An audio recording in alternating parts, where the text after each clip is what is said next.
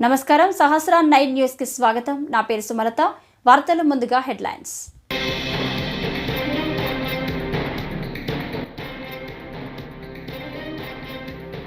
Private స్కూళ్ల కంటే మిన్నగా ప్రభుత్వ పాఠశాలల విద్యార్థులను తీర్చిదిద్దుతామని ముఖ్యమంత్రి చంద్రబాబు స్పష్టం.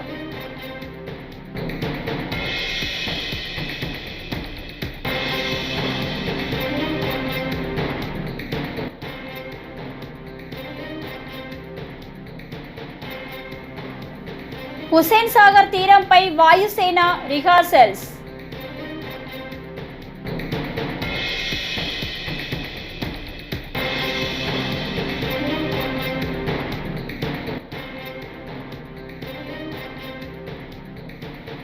వైఎస్ జగన్ హయాంలో విద్యారంగంలో విప్లవాత్మక సంస్కరణలు. మేరగ నాగార్జున.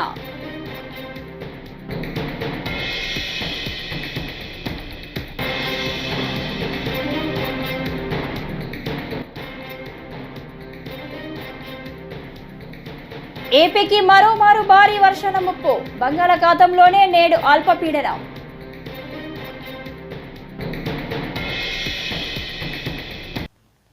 ఇక డీటెయిల్స్ చూస్తే, ప్రైవేటు స్కూళ్ల కంటే మిన్నగా ప్రభుత్వ పాఠశాలల విద్యార్థులను తీర్చిదిద్దుతామని ముఖ్యమంత్రి చంద్రబాబు స్పష్టం చేశారు. ఏటా డిసెంబర్ 7న మెగా పేరెంట్స్ టీచర్స్ సమావేశం నిర్వహిస్తామని తెలిపారు. పిల్లల భవిష్యత్తు టీచర్లు తల్లిదండ్రుల చేతుల్లోనే ఉందన్నారు. విద్యార్థులు స్కూల్కు రాకపోతే ఫోన్కు మెసేజ్ వచ్చేలా ఏర్పాటు చేస్తున్నామని తెలిపారు. పరీక్ష ఫలితాలు, ఆరోగ్య విషయాలు కూడా తల్లిదండ్రులకు ఎప్పటికప్పుడు తెలియజేస్తామని వివరించారు. ఏవైతే ఎలక్ట్రానిక్ ఇవన్నీ ఉన్నాయో దాని పట్ల పిల్లలు కూడా జాగ్రత్తగా ఉండాలి.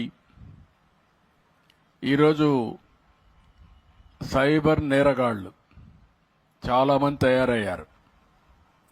తయారయిన తర్వాత మనం చూస్తే చాలా ఒకటి రెండు కాదు, ఏదో ఫ్రెండ్షిప్ చేసినట్టు చేయడం, మాయమాటలు చెప్పడం, మభ్య పెట్టడం, వాళ్ళ జీవితాలతో ఆడుకునే పరిస్థితికి వచ్చారు. స్నేహం అనే పేరు పెట్టి అక్కడి నుంచి వాళ్ళ జీవితాన్ని నాశనం చేసి, అదే మరిగా అశ్లీలమైనటువంటి ఫోటోలు కూడా తీసి బ్లాక్మెయిల్ కూడా చేసే పరిస్థితికి వస్తున్నారు. అంటే సమాజంలో ఒక మంచి జరిగినప్పుడు దానికి ఇంకొక కోణంలో చెడు కూడా ఉంటుంది. ఒక పక్క టెక్నాలజీ అవసరం, నిన్న కూడా నేను మాట్లాడాను. అది మన జీవితాలకి పెద్ద ఎత్తున మనం ఏదైతే అనుకుంటామో అది సాధించడానికి ఉపయోగపడుతుంది. అదే సమయంలో ఇలాంటి టెక్నాలజీ ఉపయోగించుకొని అవసరమైతే మన పేరుతో ఉండే మన డబ్బులు కూడా మన బ్యాంకులో దోచేసుకునే పరిస్థితులు కూడా వస్తున్నారు. ఒక్క నేరం కాదు, ఒక పక్క మోసం కూడా చేసి ఇంట్లో మనల్ని మిస్లీడ్ చేసే పరిస్థితి కూడా వస్తారు. ఇప్పుడు పాప చెప్పింది, కొన్ని విషయాలు చెప్పింది ఆ విద్యార్థి అయితే. ఇలాంటి నేరగాళ్లు చాలా మంది ఉన్నారు. అందుకే సైబర్ నేరగాళ్ల పట్ల మనం జాగ్రత్తగా ఉండాలంటే మనం ఏ విధంగా పనిచేయాలో మీరందరూ అర్థం చేసుకోవాల్సిన అవసరం ఉంది. ఎప్పుడు కూడా ఒక మంచి గాని ఒక చెడు గాని రెండు కూడా మీరు చూస్తే 24 గంటలు ఫోన్ చూడడం కూడా ఒక వ్యసనం. భారత వాయుసేనకు సంబంధించిన సూర్య కిరణ్ విమానాల బృందం హుస్సేన్ సాగర్ తీరంలో గగనతలంలో కనువిందు చేయనుంది. ఆదివారం మధ్యాహ్నం 3 గంటల నుంచి 5 గంటల వరకు ఏరోబాటిక్ ప్రదర్శన జరగనుంది. ఈ షోలో వాయుసేనకు చెందిన జెట్ విమానాలు పలు విన్యాసాలకు ప్రదర్శించనున్నాయి. దీనికి సంబంధించి శుక్రవారం సాయంత్రం రిహార్సల్స్ నిర్వహించారు.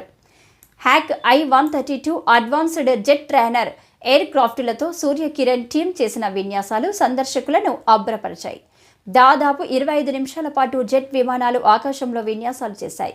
ప్రజాపాలన విజయోత్సవాల్లో భాగంగా ఆదివారం మధ్యాహ్నం ఈ ఏరోబాటిక్ ప్రదర్శన ఉంటుందని అధికార వర్గాలు తెలిపాయి.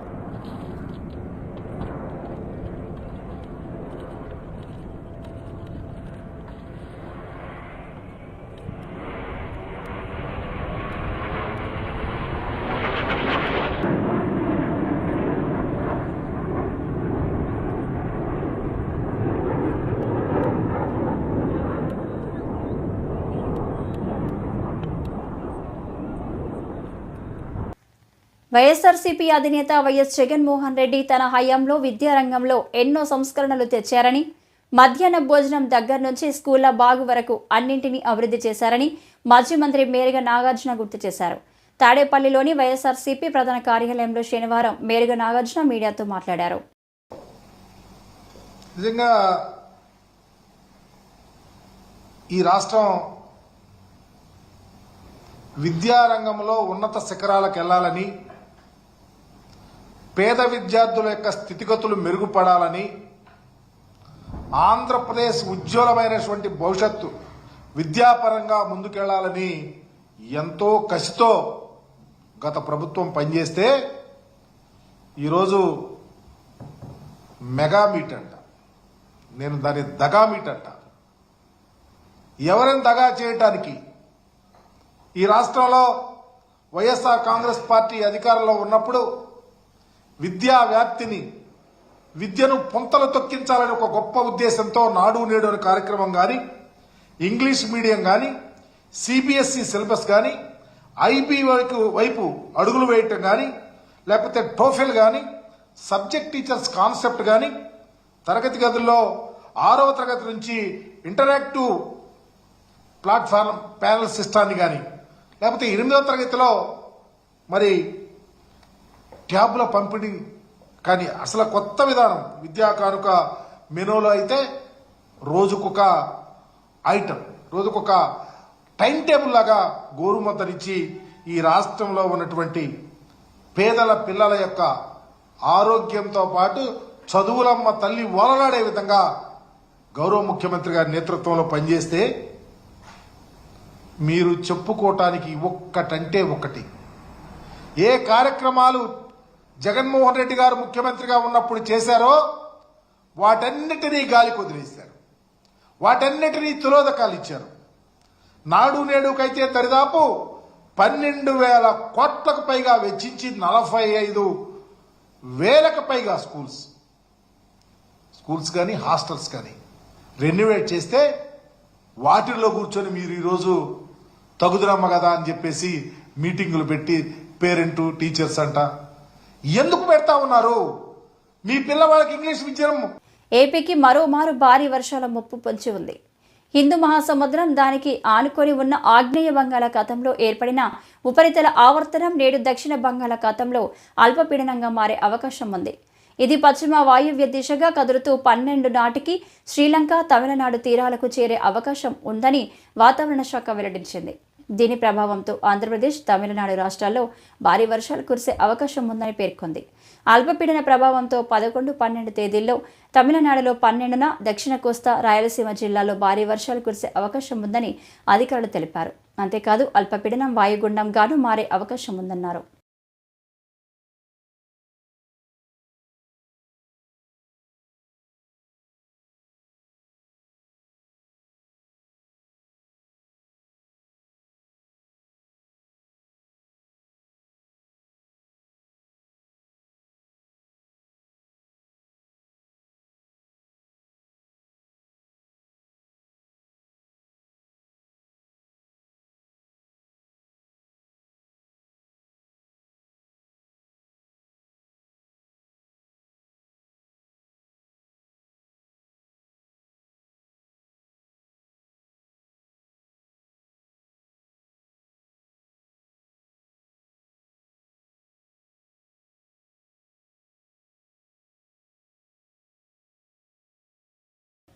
మార్ఫింగ్లు, ఫేక్ న్యూస్ ఫ్యాక్టరీ, టీడీపీఏ ఆ పార్టీ అధికారిక ఖాతా నుంచే అసభ్యకర పోస్టింగ్స్ వస్తున్నాయని వైఎస్ఆర్సీపీ లీగల్ సెల్ అధ్యక్షుడు మనోహర్ రెడ్డి వెల్లడించారు.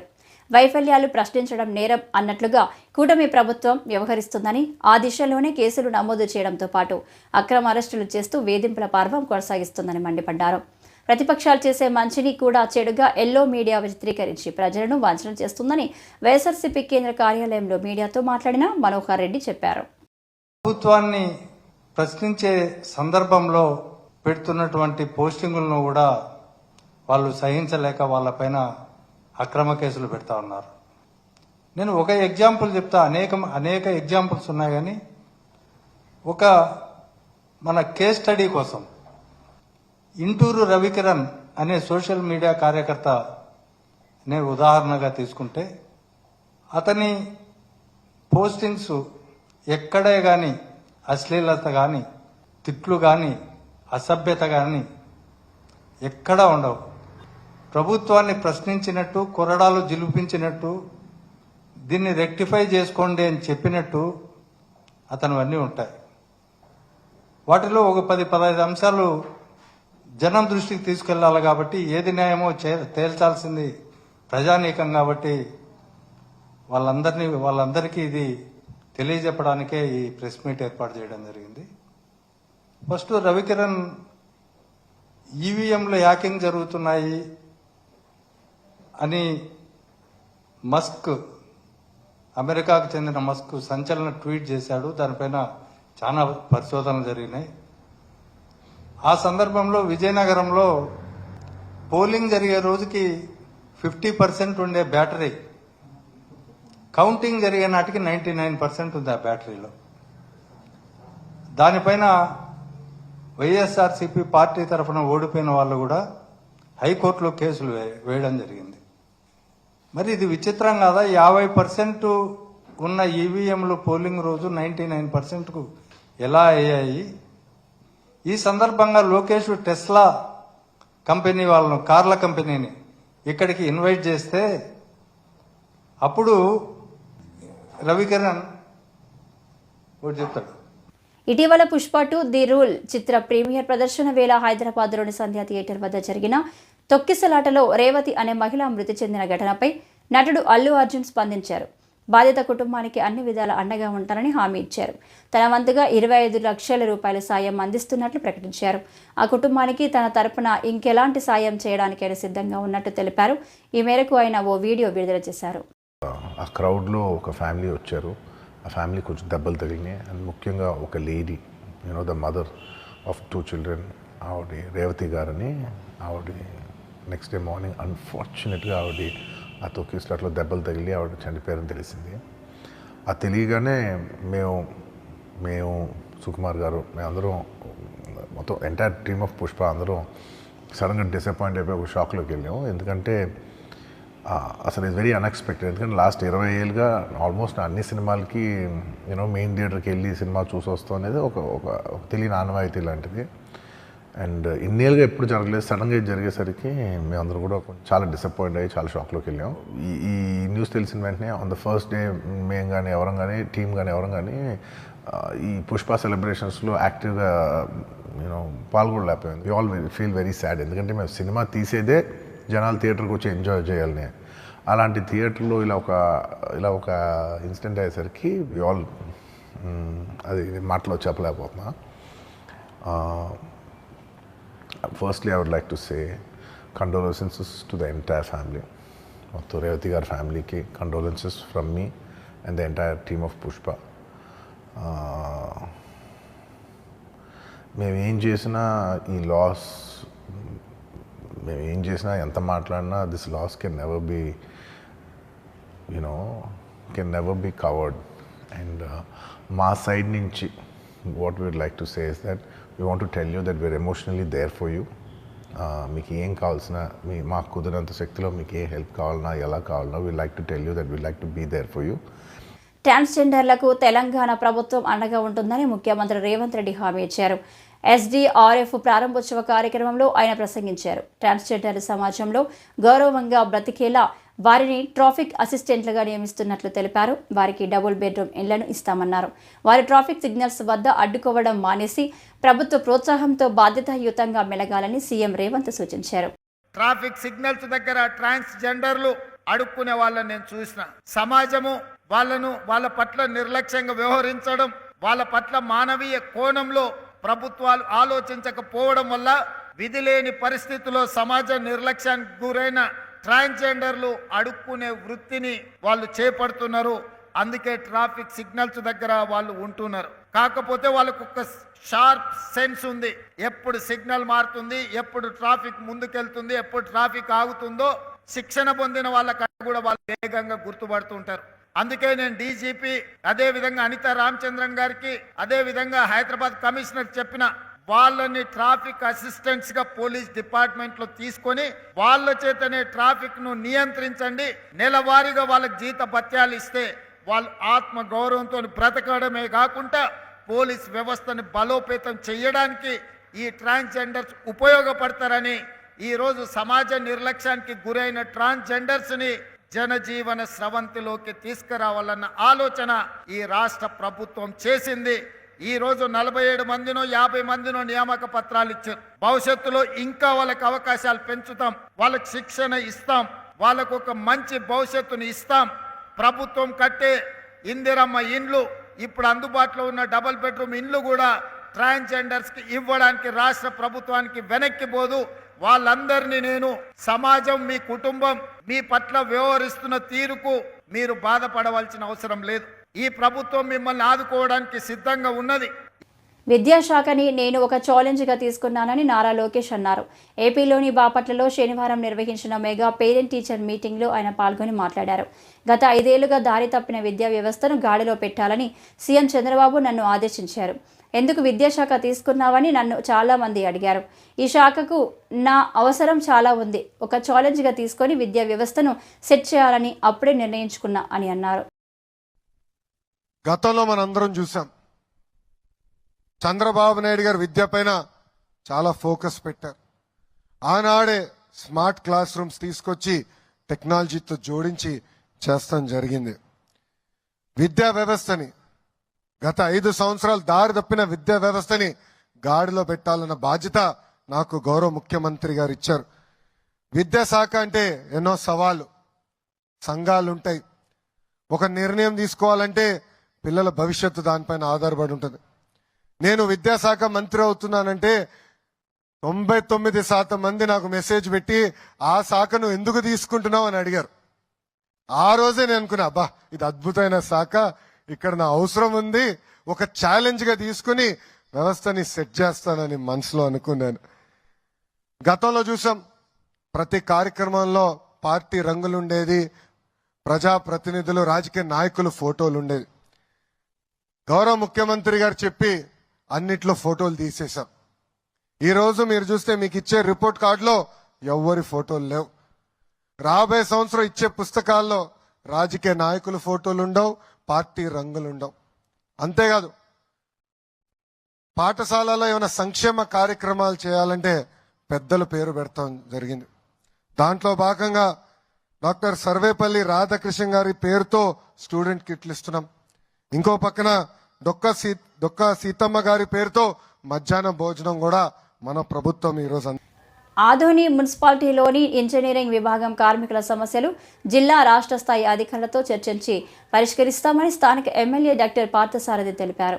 శనివారం ఆదోనిలోని ఎమ్మెల్యే క్యాంపు ఆఫీసులో మున్సిపల్ ఇంజనీరింగ్ యూనియన్ నాయకులు కలిసి సమస్యలతో కూడిన వినతి పత్రాన్ని అందించారు. సానుకూలంగా స్పందించిన ఎమ్మెల్యే సమస్యలను ప్రభుత్వం దృష్టికి తీసుకువెళ్లి పరిష్కరించే దిశగా పనిచేస్తామన్నారు. ఈరోజు ఆదోని మున్సిపాలిటీకి సంబంధించిన ఇంజనీరింగ్ విభాగం సంబంధించినటువంటి కార్మికులు ఈరోజు నన్ను వచ్చి కలిశారు. ఒక వినతి పత్రం కూడా ఇచ్చారు. దీని ప్రకారంగా వీళ్ళు చాలా ఇబ్బందులు ఎదుర్కొంటున్నట్టుగా అర్థమవుతా ఉంది. ఈ ఆదోనిలోనే సుమారుగా 200 మంది ఇలాంటి అవుట్సోర్సింగ్ ఎంప్లాయీస్ ఉన్నారు. సాధారణంగా రిక్రూట్మెంట్ ఆగిపోయింది రాష్ట్రంలో. గత 5 సంవత్సరాలుగా జగన్మోహన్ రెడ్డి ప్రభుత్వంలో రిక్రూట్మెంట్ లేదు, కొత్తగా ఉద్యోగాలు లేవు, ఏం లేదు. ప్రభుత్వ ఉద్యోగాలు అసలు 0 వచ్చినాయి. అవుట్సోర్సింగ్ పద్ధతిలో ఉద్యోగాలు తీసుకున్నారు. సుమారుగా 200 మంది ఉండాల్సిన సందర్భంలో కేవలం 112 మంది మాత్రమే ఆదోనిలో ఉన్నారు. రాష్ట్ర వ్యాప్తంగా ఆలోచన చేస్తే సుమారుగా 43,000 మంది ఉద్యోగస్తులు ఈ రకంగా అవుట్సోర్సింగ్ పద్ధతిలో పనిచేస్తూ ఉన్నారు. వీళ్ళు 5 ఏళ్లుగా పనిచేస్తున్నారు, 10 ఏళ్లుగా పనిచేస్తున్నారు, 20 ఏళ్లుగా పనిచేస్తున్నారు. వీళ్ళకి పర్మనెంట్ చేసే పరిస్థితులు కనపడతలేదు. పోనీ పర్మనెంట్ చేయట్లేదు కానీ జీతాలు ఏమైనా పెంచుతున్నారా అంటే ఎప్పుడో ఇచ్చిన జీతాలు ఇప్పటికీ కూడా అలాగే కనబడతా ఉన్నాయి. వీళ్ళందరికీ కూడా మామూలు ఎంప్లాయీ. బాపట్ల బొల్లపల్లిలో జరిగిన రెవెన్యూ సదస్సులు శుక్రవారం వేడికొండ ఎమ్మెల్యే చీఫ్ విప్ జీవి ఆంజనేయులు హాజరయ్యారు. ఈ సందర్భంగా జీవి మాట్లాడుతూ రైతుల సమస్యలు పరిష్కరించాలనే ముఖ్య ఉద్దేశంతో ఈ సదస్సులు నిర్వహిస్తున్నామన్నారు. ఈ సదస్సుల ద్వారా రైతులు తమ సమస్యలు పరిష్కరించుకోవాలని సూచించారు. సమస్యలు పరిష్కారం చేస్తామని, రైతులను ఇబ్బందులు పెట్టి ఎవరైనా లంచాలు డిమాండ్ చేస్తే కఠిన చర్యలు తీసుకుంటామని హెచ్చరించారు. రాష్ట్రంలో అర్జీలు 6,798 అర్జీలు ఒక్క భూ వివాదాల మీదనే వచ్చినాయి రాష్ట్రంలో. మొత్తం 74,000 పైచిలకు రిప్రజెంటేషన్లు వస్తే రాష్ట్రంలో 74,000 అర్జీలు వస్తే అందులో 67,900 అప్లికేషన్లు ఈ భూ వివాదాల మీద వచ్చిందంటే ఈ రీసర్వేల్లో వైఎస్ఆర్ పాలనలో ఎన్ని తప్పులు జరిగినాయి, ఎంతమంది రైతులకు అన్యాయం జరిగిందో ఒక్కసారి ప్రజల ఆలోచించాలి. కాబట్టి ఈరోజు భూ సంబంధిత సమస్యలన్నీ కూడా పరిష్కారం చేయటమే ఎన్డీఏ ప్రభుత్వం లక్ష్యం. అధికారులందరూ కూడా సహకరించి రైతులకు కొండంత అండగా నిలబడి రైతాంగం యొక్క సమస్యలు పరిష్కరించాలని ఈరోజు రెవెన్యూ అధికారులందరినీ కూడా ఈ సందర్భంగా నేను కోరుతున్నా. అలాగే లంచం తీసుకున్న వాళ్ళ మీద, లంచాల పేరుతో రైతాంగాన్ని ఇబ్బంది పెట్టిన వాళ్ళ మీద కూడా కఠినంగా చర్యలు తీసుకోవాలని ఈ సందర్భంగా నేను కోరుతున్నా. రెవెన్యూ అధికారులు, సబ్ కలెక్టర్ గారు, కలెక్టర్ గారు, తహసీల్దార్ గారు కూడా ఎవరైతే రైతులను ఏదిస్తారో ఆన్లైన్ చేయాలంటే డబ్బులు, పాస్ పుస్తకం ఇవ్వాలంటే డబ్బులు, ఈ విధంగా రైతుల్ని లూటీ చేసే వాళ్ళ మీద ఎన్డీఏ ప్రభుత్వం కఠినంగా ఉంటుంది. అధికారులు కూడా కఠిన చర్యలు తీసుకోవాలని ఈ సందర్భంగా నేను కోరుతున్నా.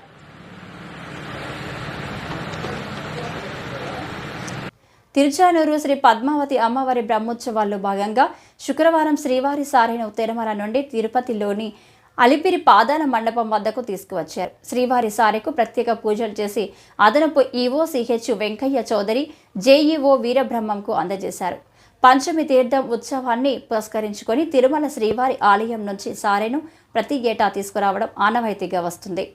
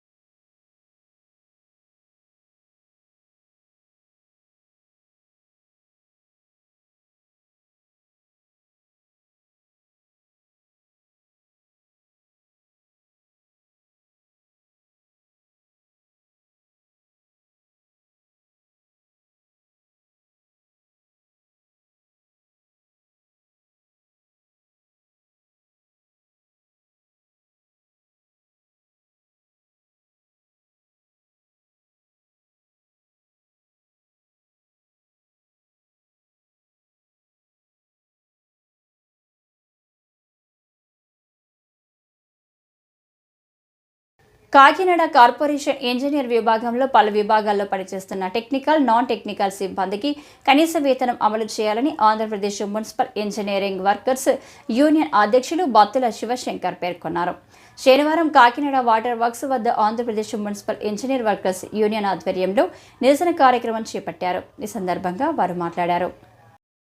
కాకినాడ మున్సిపల్ కార్పొరేషన్ ఇంజనీర్ విభాగం నుండి ఇంజనీర్ కార్మికులందరూ కూడా మరి గత 25 సంవత్సరాల నుండి మరి వాటర్ సప్లైలోను, స్ట్రీట్ వీధి దీపాలు వెలిగించడంలోను, అదే వాచ్మెన్గా, సెక్యూరిటీగాను, పార్కు మజ్దూర్లుగాను, వర్క్ ఇన్స్పెక్టర్లుగాను, ఇంకా అనేకమైన విభాగాల్లో నిరంతరము 24 గంటలు కూడా ఎంతో ఫోన్ రాగానే లేదంటే ఏదైనా సమస్య వచ్చిందనగానే ఇంకా కుటుంబాలు అనేటువంటివి ఏమీ చూడకుండా 24 గంటలు అందుబాటులో ఉండి ప్రజలకు నిత్యావసరమైనటువంటి మంచినీటిని, వీధి దీపాలను వెలిగిస్తున్నటువంటి ఇంజనీర్ కార్మికులకు సమస్యలు ఇప్పటికీ కూడా గొడ్డిగానే మిగిలిపోయి ఉన్నాయి. కాబట్టి ప్రభుత్వాలతో మేము మాట్లాడడం జరిగింది. గత ప్రభుత్వాలు మీకు జీతాలు పెంచుతామన్నారు, సమ్మెలు చేశారు. అయినా సరే మా జీతాల విషయంలో ఎటువంటి మెరుగుదల కానీ ఉపయోగం కానీ లేని పక్షాన ఇంజనీర్ కార్మికులందరూ కూడా ఏకమై ఆంధ్రప్రదేశ్ మున్సిపల్ ఇంజనీరింగ్ వర్కర్స్ యూనియన్కి ఇచ్చిన పిలుపు మేరకు 8వ తారీఖున ఆదివారం అర్ధరాత్రి 12 గంటల నుండి సమ్మె చేయుటకు నిర్ణయించగా ఆ సమ్మెలో భాగంగా మరి కాకినాడ మున్సిపల్ కార్పొరేషన్ యూనియన్ నుండి మేము సమ్మెకు వెళ్ళడానికి నిశ్చయించాము. కాబట్టి ప్రభుత్వం తక్షణమే మా డిమాండ్లను పరిష్కరించాలని ఈ రాష్ట్ర వ్యాప్తంగా ఉన్నటువంటి దరిదాపు 14,000 మంది ఇంజనీరింగ్ కార్మికుల ఆ కోరికలను, న్యాయమైన కోరికలను ప్రభుత్వం వెంటనే దృష్టించి మా న్యాయమైన కోరికలను మన్నించి వారు మా డిమాండ్స్ను ప్రభుత్వం వారు నెరవేర్చాలని మేము డిమాండ్ చేస్తూ ఉన్నాం. ప్రధాన డిమాండ్గా టెక్నికల్, నాన్ టెక్నికల్ వర్కర్గా ఈ ఇంజనీరింగ్ రంగంలో పనిచేస్తున్నారు. ఈ వార్తలు ఇంతటితో సమాప్తం. నమస్కారం.